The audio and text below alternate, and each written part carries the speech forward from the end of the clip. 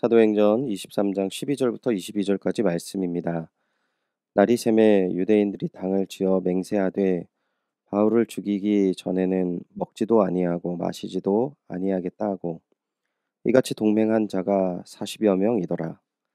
대제사장들과 장로들에게 가서 말하되 우리가 바울을 죽이기 전에는 아무것도 먹지 않기로 굳게 맹세하였으니 이제 너희는 그의 사실을 더 자세히 물어보려는 척 하면서 공회와 함께 천부장에게 청하여 바울을 너희에게로 데리고 내려오게 하라.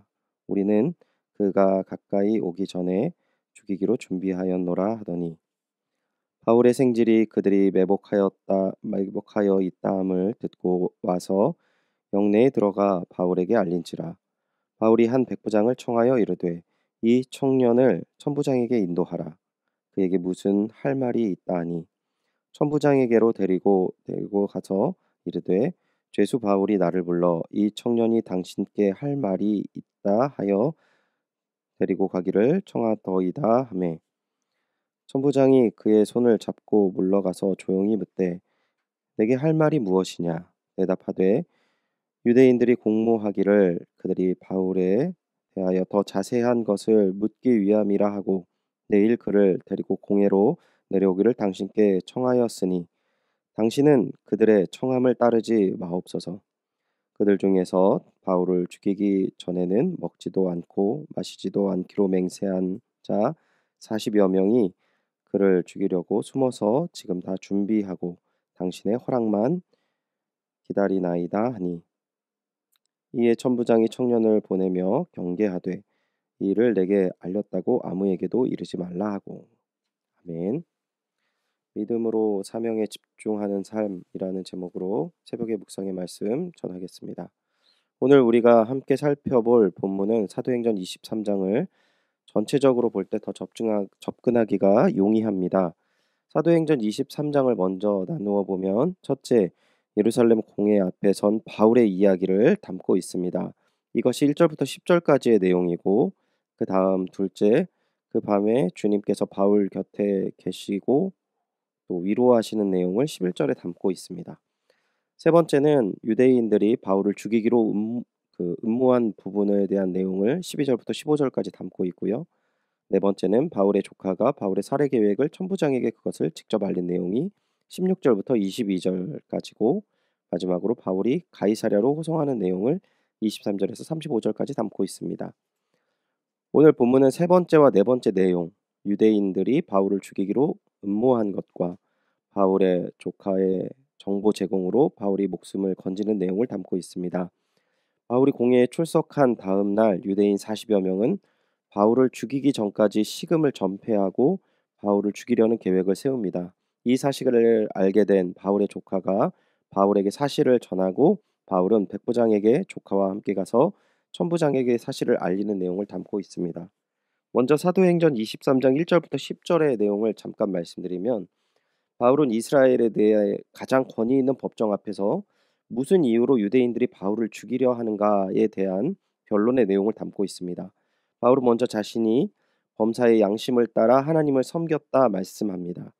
하지만 그 말을 하자마자 당시 대제사장 아나니아가 바울의 입을 치라고 명합니다. 바울은 그 자리가 유대인의 가장 위엄이 있고 권위 있는 재판의 자리이지만 이미 진실을 듣고 그 진실을 드러내기에는 폭력적이며 중심이 잡혀 있지 않는 곳이라는 사실을 알게 되었던 것이죠. 바울은 재판에 참석한 자들이 사두개인과 바리새인으로 채워진 사실을 바라보며 이 재판 자리가 그들이 다루어야 할 내용이 무엇인지를 전달하게 됩니다. 그것이 부활의 문제인데 즉 죽은 자의 소망에 관한 문제를 다루고 있다는 것이죠. 가장 심각하고 중요한 문제, 기독교의 가장 핵심되는 문제를 내놓았습니다. 이 문제를 제기할 때 성경은 큰 분쟁이 생겼다라고 표현합니다. 즉 위대한 재판 자리에는 예수님의 부활의 문제를 다룰 만한 장소가 아니었고 진리를 다룰 수 있는 것도 아니라는 사실이 드러나는 것이죠. 그날 밤 하나님께서 바울에게 말씀하십니다. 사도행전 23장 11절입니다. 그날 밤에 주께서 바울 곁에 서서 이르시되 담대하라 내가 예루살렘에서 나의 일을 증언한 것 같이 로마에서도 증언하여야 하리라 하시니라. 하나님께서 바울의 부활에 대한 증언을 기뻐하시고 또한 이 증언을 로마에서도 증언해야 할 것에 대한 소명을 주시는 것이죠. 그리고 그 다음 날 자신을 죽이기 위한 40여 명의 계획을 듣게 됩니다. 바울은 실망스럽고 어이없는 상황, 그리고 협박에도 불구하고 두려움이나 회피에 대한 마음을 품지 않고 로마에 가서 부활을 증언하는 소명을 가지고 전진하는 모습을 오늘 본문에 담고 있다는 것입니다. 다시 한번 생각해 보면 이 유대의 법정에서 예수 그리스도의 부활에 대한 내용을 담지 못하는 사실을 성경은 이야기합니다. 하지만 하나님께서는 그러한 가운데에서도 복음을 전하기를 원하시는 것이죠. 바울은 선한 의도로 예루살렘에 오게 되었지만 사람들의 모략과 타락한 법정, 폭력적인 사회 모습 가운데에서도 좌절하거나 넘어지지 않고 예수 그리스도의 부활을 증거하는 내용을 오늘 보면 이야기하는 것입니다. 더 중요한 것은 바울은 사람들의 죄와 잘못에 집중하지 않고 있습니다. 오직 주님이 주신 사명에 집중하며 또한 하나님께서 주장하시는 길이 어디인지를 분명히 알고 전진하고 있다는 사실입니다. 40여 명이 목숨을 걸고 바울을 죽이려고 했지만 그들의 계략과 결심은 단 한순간에 와해되며 바울은 사명의 길을 걸어갑니다.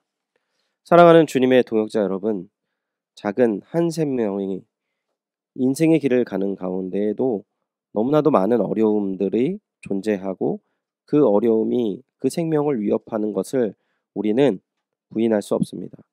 하물며 믿음의 길을 가는 가운데 노래할 하나님 나라를 바라보며 걸어가야 할 믿음의 길은 세상의 권세 잡은 이들의 방해와 협박과 유혹은 너무나 크고 우리를 크게 도전하고 있다는 사실을 우리는 알아야 합니다.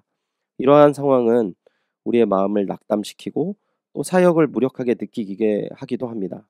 하지만 그러한 상황 가운데 우리에게 주시는 하나님의 말씀을 붙들고 흔들림 없이 사명의 길을 가야 하겠습니다. 또한 그 길 가운데 하나님의 도움을 기대하시며 하나님의 은혜를 누리시며 하나님께서 주신 소명을 다하시는 귀한 하루 되시기를 주님의 이름으로 축원드립니다. 기도하겠습니다. 하나님, 우리의 삶과 우리의 믿음이 세상 가운데 아무런 의미가 없어 보이고 오히려 무식해 보이며 무가치해 보이는 상황이 우리 앞에 놓여질 수도 있습니다. 하지만 우리를 불러주시고 우리에게 소명 주신 하나님의 뜻과 은혜를 붙잡고 힘있게 믿음의 길 걸어가게 하여 주시옵소서. 특별히 오늘 우리 교회의 모습이 과거에 찬란하고 아름다웠던 모습이 드러나지 않고 부족하고 또한 어려운 모습들이 드러난다 할지라도 오늘 우리와 함께 하시는 하나님을 바라보며 우리를 인도하시는 하나님의 손을 붙잡으며 믿음의 길 걷게 하여 주시옵소서. 또한 하나님께서 주시는 소명 다하는 한날 되게 하여 주시옵소서. 인도하시고 풍성한 은혜와 사랑으로 부어주실 귀한 은혜와 사랑에 감사드리며 예수님의 이름으로 기도드립니다. 아멘. 말씀을 기억하시며 함께 기도하겠습니다. 주님, 어려운 상황과 일에 집중하는 것이 아닌 오직 주님이 주신 소명에 집중하게 하시고 주님을 더욱더 의지하며 믿음의 길 가게 하여 주시옵소서. 코로나19의 빠른 종식과 이 어려움 가운데 연희교회를 지켜주옵시고 성도님들을 지켜주시옵소서. 새로 부임하시는 박재훈 담임 목사님에게 하나님의 은혜와 능력에 충만하도록 기도해 주시기 바랍니다.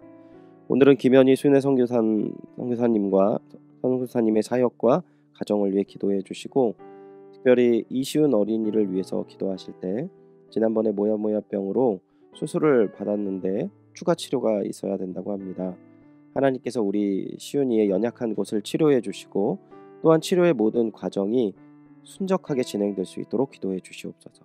그리고 가족들의 마음을 위로하시는 하나님의 은혜를 간구하며 함께 기도하겠습니다. 다 같이 기도하겠습니다.